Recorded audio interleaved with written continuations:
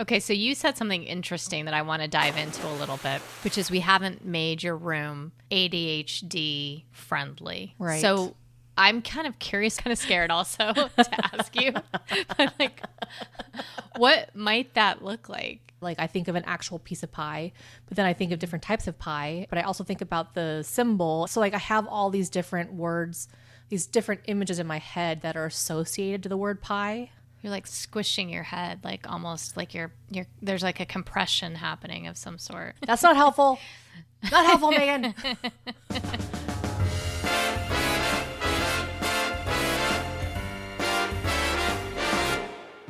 Hello, Megan. Hello, Michelle.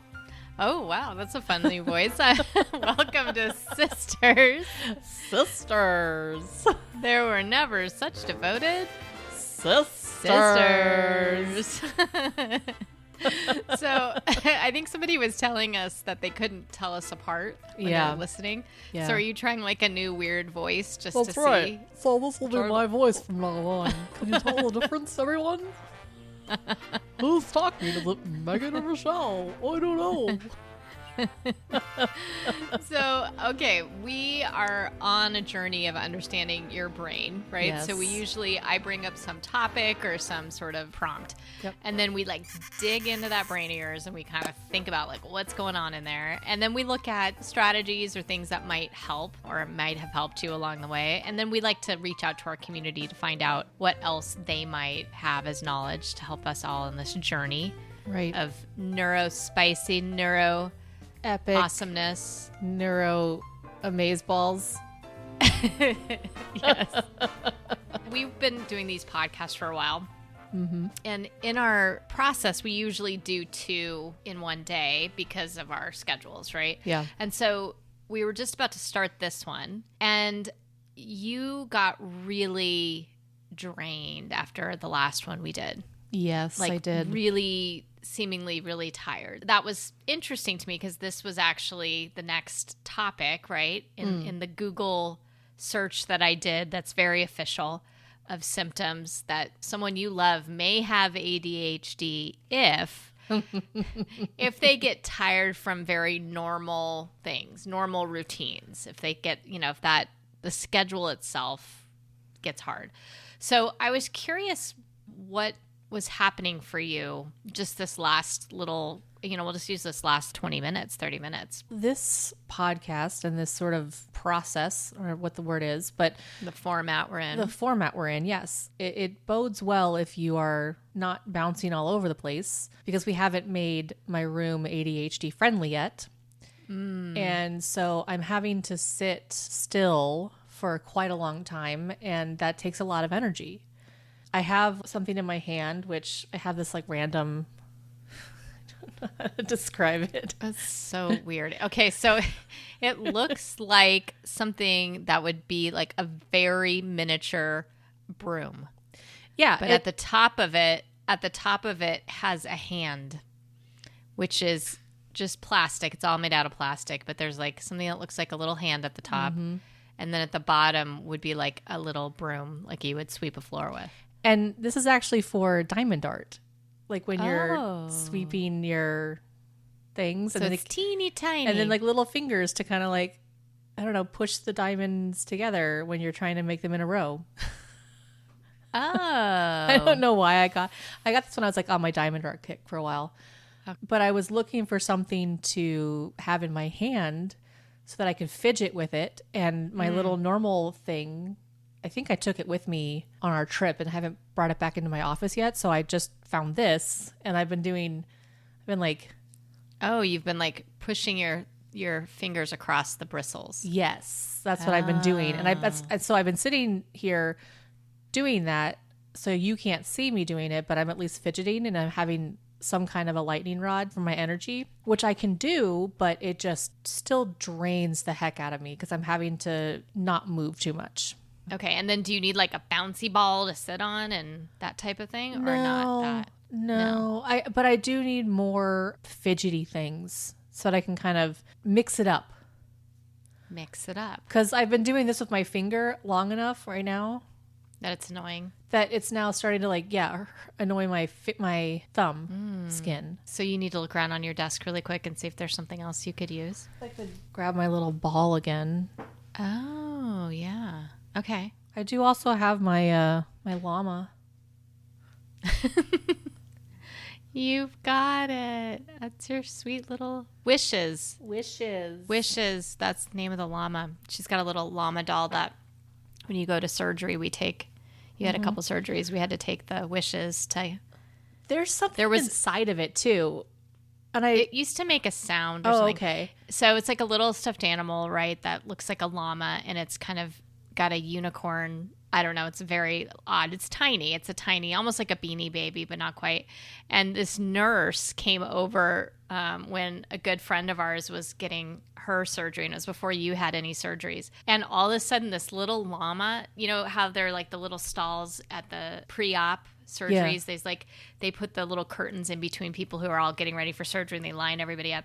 And she would bring this, she was a very funny little nurse, but she all of a sudden, you didn't see her, you just saw Wishes, the little llama, come across out in front, and she's like, Wishes, hopes you have a good surgery. And then she would come in, and she would do it to everybody going along the way.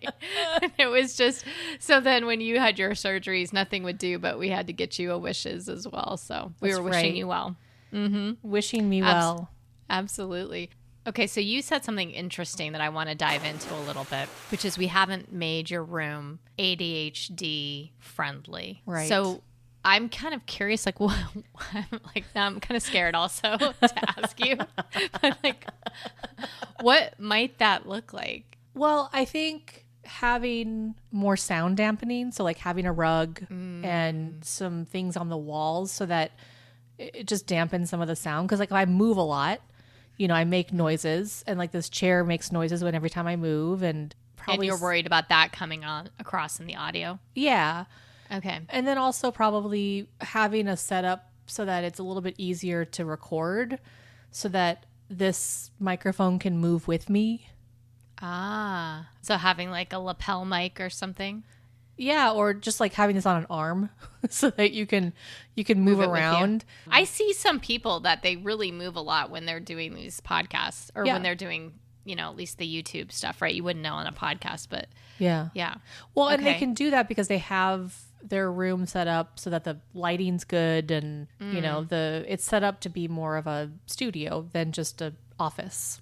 Got it. Again, today what I want to talk about a little bit is that idea of normal routines wearing you down. And I thought maybe before we dig into a bit more of your brain and what's going on with it, is thinking about what might be sometimes in your life when you're thinking about normal routines you have to do. When do you feel fatigue, or do you feel fatigue, and when might that be? Taking a shower. Interesting. I know. It's gotten a bit better as I've gotten older. But taking a shower feels like it's going to take ages. And it's just going to take forever, and I'm never going to be done with it. And what's going to happen? You're just going to be stuck in the shower. I mean, probably. Or pruny, or I don't know. I don't know I've never really thought it out past much. I thought, what do they say? When you game the it logical, out? Yeah, or the logical, illogical conclusion. Yeah. What's the I've never logical conclusioned it. Yeah, I just remember it was just so hard. I just I don't want to take another shower. Showers. And is it physically drain you to go do it because you're thinking of that, or you're just stopping yourself from doing it? I mean, I get really sleepy beforehand. Once I'm in the shower, I'm fine. But it's just getting me to there. Same thing with doing the dishes. Oh, God, doing the dishes. Yeah, I think also I'm seeing a vacuum in my head. I know we've talked about this before. Because just not knowing, okay, how do you vacuum properly? Is it, what's the best way to vacuum, right? There's a lot of fatigue there. I'm trying to think what else. Yeah. So dishes, vacuuming, showering. How about if you have to, I don't know, go to the grocery store or something? Oh, you just started yawning really loud, really big yawn. Okay, so coming back fatigued, yeah. Something that fatigues me, going to the grocery store for sure. Any place that is like a lot of people or a lot of sensorial things going on, perfume counters, like but like, yeah, I mean, just any kind of shopping trips, like where there's so much stimulus. Like Vegas drained me, you know, whenever I lived in New York, going to Times Square or anywhere like downtown, like those places would really drain me. Interesting. Yeah. So, I mean, like you're thinking anytime you're having to do something where your senses are overloaded, For sure. drains you, or when you're having to do a lot of executive functioning, meaning I first do this, then I do this, then I do this, and processing like what the order is going to be of something. Yeah. Yeah, basically anything new as well. So like new experiences tend to drain me pretty quickly. That's so interesting that you say that. I was working with a student the other day, and it was the first time he had learned this particular process, and I warned him. I said, "Hey, this is new. You're not going to know how to do this, but it's okay. We'll get through it." But the process of going through those new steps was just, you could just see, so painful for a lot of reasons. I think, you know, maybe some of the short-term memory things, like he's trying to remember this one part while trying to learn this new part. You know, you could see that there was definitely a struggle there. Yeah, and I think now that we've had more conversations about this, talking about cataloging, if it's new, it's not just it's new, it's like it's new and then you have to then put it into all these different categories in your head. And so it's kind of like wrapping your brain around not just understanding it and not just processing the process, right? It's then taking that process and whatever else your brain does, you have to let it go on that journey as well. Okay, so let's dig into that a little bit. What might you mean by whatever else is happening, you have to let it go on that journey as well? If I'm thinking like the math problem, if I'm trying to solve something, right, and I'm learning it for the first time, part of it is learning the rules of that math problem, right?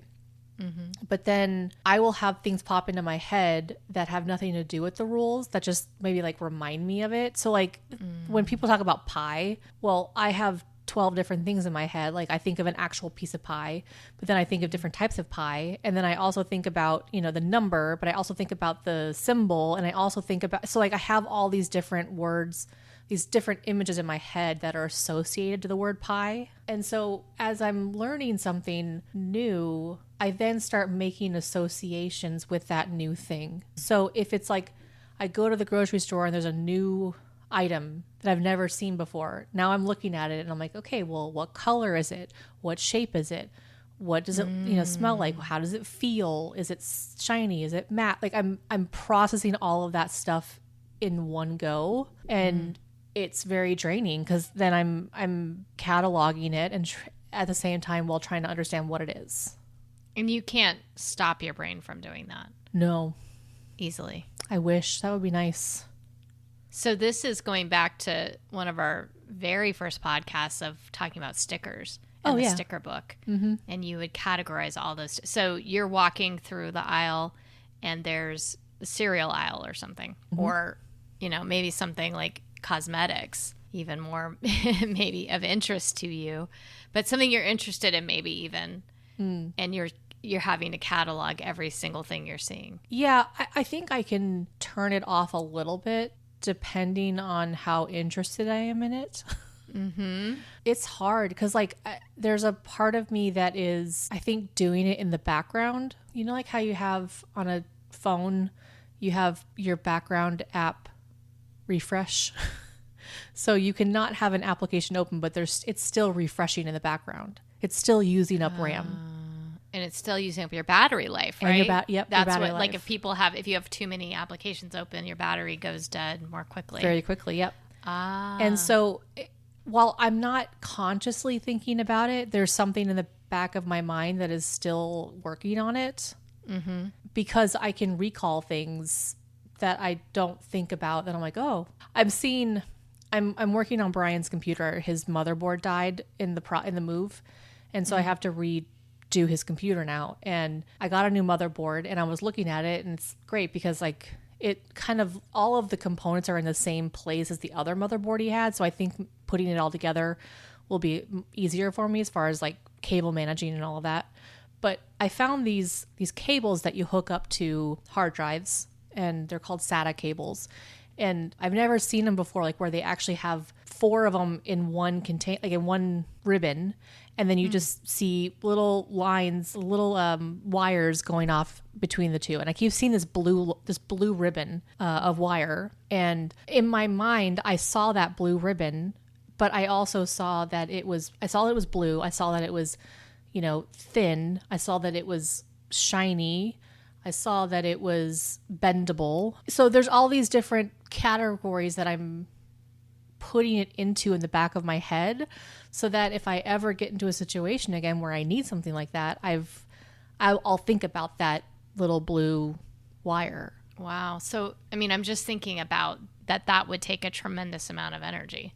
Yeah. And is that the same as like vacuuming for you? I mean, if you're thinking about that, is that the same reason why you might be fatigued? Let me talk this out for a minute, because I don't know. So one of the other things that's helpful for me is to verbally think, because I'm trying to, I don't get quite as distracted. Right. So with vacuuming, it's about the steps, and it's about, where do I vacuum first? How do I do it? What's the best way? What's the way that's going to result in whoever's asked of me will be satisfied with it. If I'm just looking at the vacuum, that's different, because I'm cataloging what it looks like, the actual vacuum itself. And I'm looking at the hoses, and I'm looking at the buttons and what color are they and how do they press? Is it a press or is it a slide? Is it I'm looking at all those different components, which is different than the actual act of doing something. So I think, they are different. So do you get fatigued from doing the vacuuming, or is it more thinking about the process of doing the vacuuming? I get fatigued when I don't know the right way to do something. Because it's my dishes now, I've kind of worked it out where it doesn't fatigue me as much anymore, because I know what to expect with it. And the process itself only takes about 5 minutes. But I also had to spend a lot of time researching and learning about dishwashers. There's a guy on YouTube who literally spent 2 hours just explaining how a dishwasher worked. And I found it endlessly fascinating. And I was like, oh, so you mean you don't have to scrape? Okay. And then you don't have to pre-soak. Well, you scrape things off, but you don't have to pre-soak anything. And really the best soap is actually just powdered soap, so he goes to this whole thing, and it's and so I started trying it out. I'm like, well, that sounds interesting. Let me see if it's true or not. And it is. Very rarely do I have a dish that needs to be rewashed. It was tiring thinking about it until I figured it out. But so the fatigue is when your brain is on overdrive trying to either categorize or catalog or process what you're supposed to be doing. Yeah. Or I will also say, if somebody has told me I have to do something a certain way that does not make sense to my brain, that's very tiring. Sitting at a desk, just because you have to sit at the desk, doesn't make sense to me. And that's very tiring. Or if it's you have to do these specific steps in order to accomplish the thing that I've tasked you with, that can be very tiring, because it doesn't compute into my head. And it makes it's either one, it could be done way more efficiently, but you're telling me I have to do it this way. Or two, it's why am I doing this to begin with? It seems like busy work. So when things are boring or things seem repetitive and not necessary, that could also... Yeah, when I know it's not going to be used for anything and I'm just being told to do it because that's always how it's been. I'm trying to think of an example, when I was working at the boneyard. Because I know there were things that, I would fall asleep a lot there, because it was really hard to stay awake. And it got worse when I didn't have anything to do, but then the things I did have to do were I knew weren't going to take me a very long time. And then I'm just thinking back to that space, the lighting drained me, right? The fluorescent lights just made me super tired. Sitting made me super tired. The temperature in the room made me tired. The smell made me tired. The perfect hum of the the F-16 engines running kind of lulled me sometimes. It was fine until when I didn't understand the processes. It was exhausting, but I wasn't tired. Once I understood all the processes and nothing was new anymore, I was like... You were like passed out. Yeah, because I knew what needed to be done, and I knew when it needed to be done, and there was nothing new. There was nothing interesting or exciting ever going to happen again. It's like, oh, so you just repeat this every single day? Interesting. Because for some people, that's fine, right? Yeah. They're happy to do the same thing every day, and they like that, actually. Bless them. Yeah. So having something you're really passionate about, having things that are new and interesting for you really is needed, it sounds like. Yeah. Utilizing my brain in a larger capacity. Because even just working on the podcast, there are times like where I'll be editing and I get tired from it because I've done it and it's repetitive and it's like, oh God, how many times have I done this before? So I know I have to like take a break, or I have to change it up, or like try to get a little bit ahead so that if I have a day like that, I can just come back to it fresh the next day. It is challenging for sure. I want to be creating and developing and inventing. I don't particularly want to be the one who's sitting at a desk repeating the same steps over and over again. That just for me is challenging. And so that's why there's like random sound effects sometimes. Like you can tell an episode that I am struggling with because I'm like, I put more sound effects in there just to keep me entertained. I don't think it has anything to do with the content. It's just like where my brain is at that moment of like, I'm just in a rut and I'm needing something different. That's so interesting. So let's dig in just a little bit more into what you see or experience in terms of, for example, I keep going back to like the dishes or something that you find repetitive and sort of boring or sort of pointless. What's happening inside your brain when the fatigue sets in? What's that feel like or look like? It's like the fog that's already there gets thicker and it turns black. So now it's not just a haze. It's like, is opaque the right word? Yeah. You can't see through it. Yeah. It's more opaque. And my ability to visualize diminishes greatly. So like those thoughts that are coming into my head and the pictures that are coming into my head, it's a lot harder to see them. They get skewed and interrupted by this like opaque, I don't know what we call it. It's not fog, it's like smoke, or like tar, it's like something. There's like that guy in something very viscous, like it's very thick almost. Yeah, like I keep seeing the first season of Star Trek when they kill off Tasha Yar.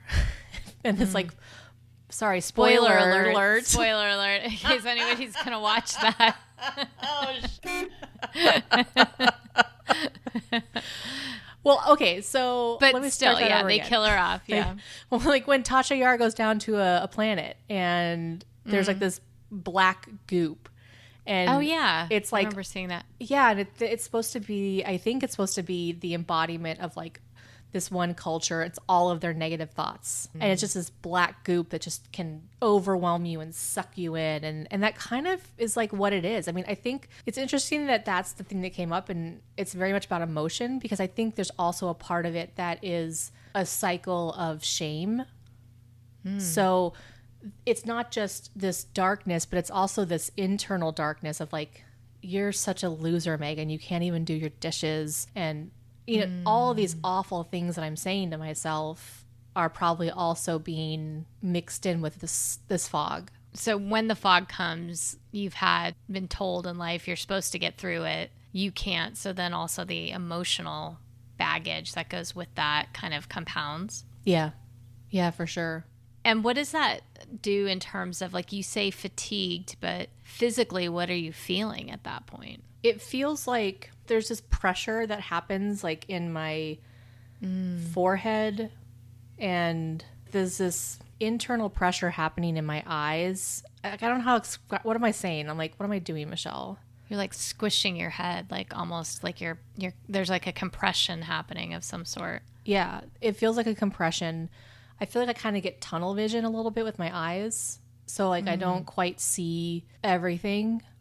And I think that also happens too. Like I can't see an extra way to get to the whatever goal it is I need to get to, right? There's one specific way to do it, and I can't think of another way to do it in that moment. I also, like right now, I'm feeling that way a bit, and I'm looking around to try to grasp the pictures that I want out of my head and out of my memory, but I can't get them. I'll like go to reach for a picture, and something totally random that has nothing to do with what we're saying, My Little Ponies, just came into my head. That's not helpful. Not helpful, Megan. You know? So it's this fight also at that point. Yeah. Of trying to keep your own brain, your own control over your brain, as opposed to your brain just going. Yeah, because like the background application that's been playing in the background comes to the forefront. So I am now thinking of My Little Ponies because this llama kind of reminds me a little of My Little Ponies. I'm thinking of like green slimer because of that black goo. Right. So like there's these associations that are popping into my head that have nothing to do with what we're talking about right now. And you're trying to stop them. Yep. And normally if you're not fatigued, you can do that. Right. But see, I think the other thing now that we're saying this is that those associations are happening all the time. And when I'm just like, when I can just like let them go and let them be free, green slimer will be in my head for a minute and then it goes away. And then, and I think about it and I process that and then it goes away. And then My Little Ponies comes in, process that, and then it goes away. And then like the Energizer Bunny comes into my head and then goes away. And it makes no sense to you. But if you were in the room with me, you would see that I have a thing of Energizer batteries right next to me. So that thing just popped into my head. So as we're sitting here, I don't feel like I'm allowed to do that. And so that's why I think it fatigues me, like why I'm fatigued from like the last podcast. Because we're focusing so intently on one thing. And your brain's like, I got everything. I need to talk about the Ghostbusters. Let's talk about peppermint patties, okay? Those Andes mints, they're really good. We should get some of those. Oh, you know, like, what? Those are really good. Andes mints, oh, they're so delicious. They are. I miss them. I miss dairy. Yeah. And I love like your random things that come to your head. So I feel like we should make this a safe space for your peppermint patties or whatever, your Andes mints. You know, you just blurt it out when you need to. Because that's also part of it, right? Like that's Care Bears. Also, yeah, it's also the joy of Lisa you Frank. is that you're like one of those kids that you're like still you have that childlike piece of you, right? Which is so lovely. So what are some strategies that you might find helpful though? Like for example, you were just fatigued. We came back to do another one. You pushed through. What were you doing to get yourself ready to come back to do one more? Well, podcast? I got a snack. That was the first thing. Got a snack. Yeah, protein, super important for people with ADHD. Yeah. Needing that fuel. So snack, and then my back's been a little kind of wonky, so I sat on Mom's chair and Released your back. Released my back a little bit. I sat with Brian and we watched some anime with him, and he was going to pause it for me because he's really sweet. He'll like pause it and not make me watch it. But I was like, put it on. It's fine. I'm just trying to send my brain somewhere completely different. You know, let it have a moment. And then I think also when you messaged, we had talked about 10 minutes and I was like, nah, I need an extra 5, you know? And so I was like, I'm getting there. And I just was like open about like where I needed to be. And then I think the other part of it is that I really enjoy doing this. So there's a part of me that if this was drudgery, I probably would have been like, nah, I'm good. It's not worth. I'm out. Yeah, it's not worth the amount of energy it's going to take. Right. So like I know when we finish this podcast, I am going to be pretty much spent for the rest of the night. And maybe not fully, but you know, there's not going to be a whole lot of stuff I want to do. I want to sit and veg with Brian and watch something stupid. And I'm starting to choose and pick what I want to give that type of energy to. Because when I was growing up, I had to give that energy to all sorts of classes that I just did not care about. Gorillas in the Mist. Like I had to read that. I still don't know what that book's about because I couldn't get through it. But is that the name of the book? Girls in the Mist? Yeah. Okay. Yeah. Yeah. And the movie, I think Sigourney Weaver did it, and she goes and Yeah, it's similar to Jane Goodall, like goes and lives with gorillas and learns about their culture through. I would actually be living with them. fascinated to like get the book now and see what it was, because I could tell you probably exactly why. But Yeah. like I also noticed that like I'm not able to maintain contact, like eye contact with like the screen as much right now. Like I'm trying to focus, but it's a lot harder for me. And if this was something I didn't want to do, It'd be even worse. yeah. Yeah. So taking breaks is something that's helpful. Acknowledging when you really can and can't do something, when you need that space, and advocating for yourself. I think you were pretty clear that you were done. Yeah. And I was like, but I just did my hair again. And then you're like, oh, okay. So Yeah. I guilted you into doing more, I think. For sure. Yeah, just like you normally do. Well, but I think coming back to like the tomatoes, right? The tomatoes and the 25 minutes on, 10 minutes off. I think it would be good for us to try doing a podcast and then taking a break and then coming back, because that really did help me. I mean, I did the other night. I was, we had been traveling for so long, and last week I couldn't get a podcast up, and then I was trying to get one up for this current week, and I did 10 tomatoes in one day. God. 10 25-minute chunks. I can't even conceive of that. Yeah. That's amazing. Yeah. And I got quite a bit done in my house, because I would take those 10 minutes and I would do something else, something active in the house. And I told you and I told Brian, I was like, okay, tomorrow I might be completely out of it. I haven't done that many tomatoes in a very long time. Weirdly enough, but like I also, okay, wait, see, this is where I started. See, hear me? I started it. Yeah. And then I stopped myself. So in the past, I've done tomatoes and I've like actually worked through a couple of them where like I'll start a new 25 without taking a break. And I'm zapped the next day. And I think the difference is that this time I was really good about taking those breaks. That's interesting. We should try doing one where we do like each of the segments that make up a whole thing and take a 5-minute break in between. Yeah, that'd be cool. Yeah. That'd be kind of interesting. I like that. I think your strategies about taking breaks totally make sense, but also advocating for yourself and making sure people know this is what I need and kind of sticking with it completely makes sense to me as well. I'm curious the rest of our community, like what they might do, how fatigue feels for them, because I think it might feel differently. Like yours is very visual, it seems, and there's definitely an emotional component to it as well. I'm wondering if other people experience it in the same way. I thought the idea that your head actually feels sort of compressed, and you're pointing to the prefrontal cortex, which is that front of the brain, which is all of the executive functioning and decision making. You're feeling like it's kind of getting a vice grip on it almost, it sounds like. And I'm wondering how other people might experience that as well. So I'd like to pull that out into the community and see if anyone else has some strategies or some things that they think they could help describe their own experience with it. Yeah, because like as we're talking about this, it's reminding me of sitting for 50 minutes in class and how difficult it was to sit for that long, and I had to sit last week all like for 8 hours straight, and I just was moving so much. I was like, oh my gosh, anybody behind me, they're just like, the ADHD is real.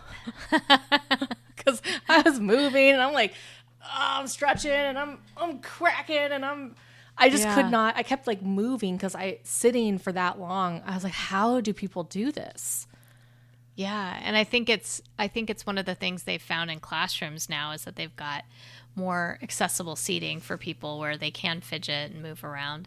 I'm sitting on something right now that was in Josh's room. I just happened to have it, but it's like this little, I don't know what it is, an accordion kind of seat. And so it's like, you can move around on it. So I'm trying not to move, right? But I definitely find myself wanting to move. And I think our bodies do want to move. I think more people, actually, it's not really necessarily to the extreme that someone with ADHD, but our bodies need to fidget. They need to move. It actually expends a lot more energy when you do that as well. It's a good calorie burner, people. That's right. So encourage those ADHD kids to keep going with their movement. It's important. That's right. Move. Yeah. Just get out there and move. Move, people. All right. Well, I love you, Meg. I love you too. Bye. Bye.